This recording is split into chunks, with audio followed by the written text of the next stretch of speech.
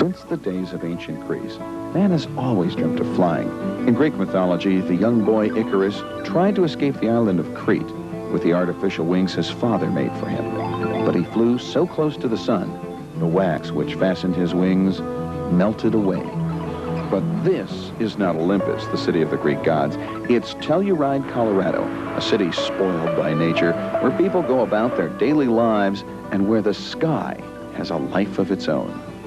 When the weather is good, you can't beat it, and the scenery is fantastic. You can get so high here, you can see all the mountain peaks for hundreds of miles. He's one of the 200 hang glider pilots participating in the 10th annual Hang Gliding Classic. We're bringing you his experience so you can be part of this sport of the future. All of these are expert hang glider pilots from around the world. Some can reach as high as 20,000 feet or just travel in a hang glider for more than 200 miles.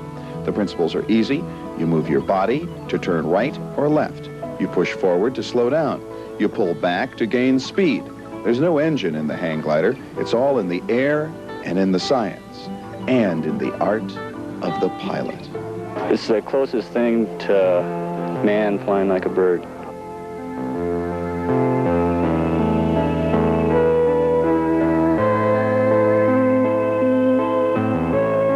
The dangers involved in hang gliding are usually a bad glider design or pilot error or wind condition. Well, safety is our primary concern. We have a vast communications network. We're plugged into life flight helicopters, standby airplanes, search and rescue. Well, the earlier gliders weren't stable. They were an early Regalo design.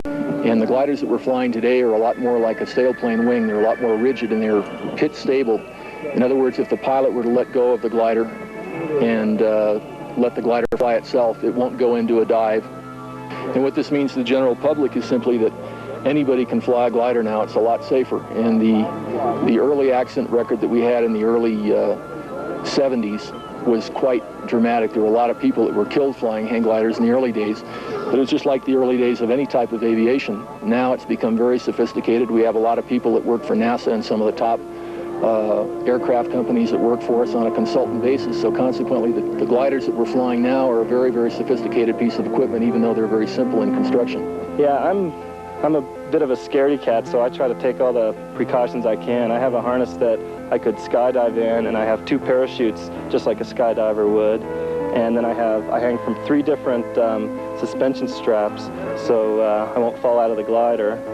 And I just check everything over before I fly. I spend about half an hour looking at everything. We're dealing with professionals, and they're really excellent. All of them have 1,000, 2,000 hours of airtime, and they're the safest pilots there are, I think. We try not to think of ourselves too much as supermen.